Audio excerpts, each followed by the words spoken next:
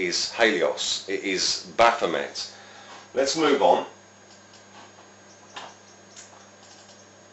Here's an icon of what's supposed to be Jesus Christ, and once again there's the crown of thorns, the rays, and behind there, look, there's the sun disk. You see, this isn't a depiction of Jesus Christ. I am a born again Christian, and I believe in Jesus Christ. I wouldn't have become a born again Christian through that spiritual transformation if I did not believe in Jesus Christ and his resurrection and confess it with my mouth.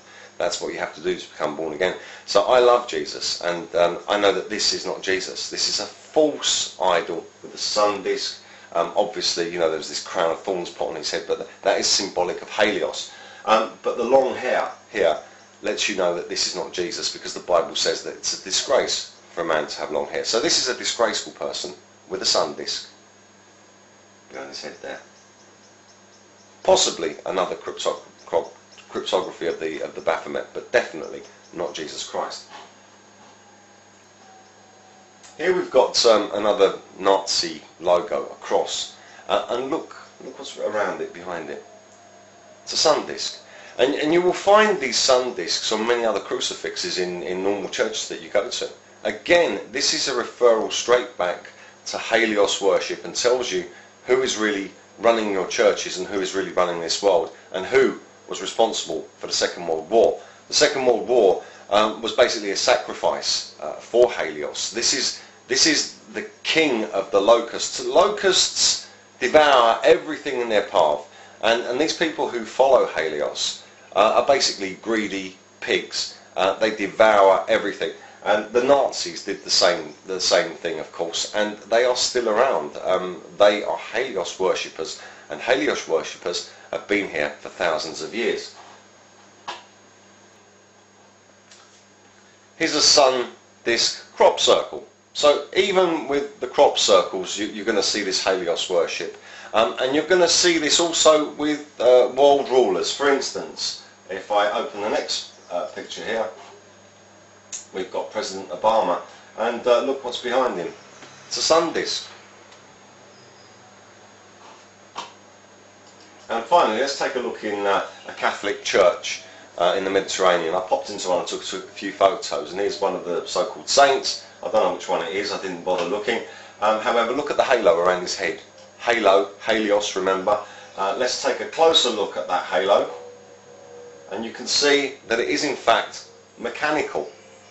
It seems rather strange that you would have a so-called saint with what looks like a flywheel from a car, or the inner workings of a flying disc behind his head, of course with the little teeth on them to represent the sun rays. And there's a cross in the middle as well. Now, just close that and go back to the Baphomet there. All of this is about Helios. The moon there is about this girl here. Her name is Celine, and she's another Greek Nephilim. And as you can see, on top of her head is the half crescent moon. And remember, the half crescent moon is used in the Muslim faith as well. So the Muslim faith has the half crescent moon, and it has a star with it. The star is a sun, and the half crescent moon is a representation here of Celine, who is directly linked to Helios. In her hand she holds a torch there. You can see that there's a torch there. So she is also a light bearer.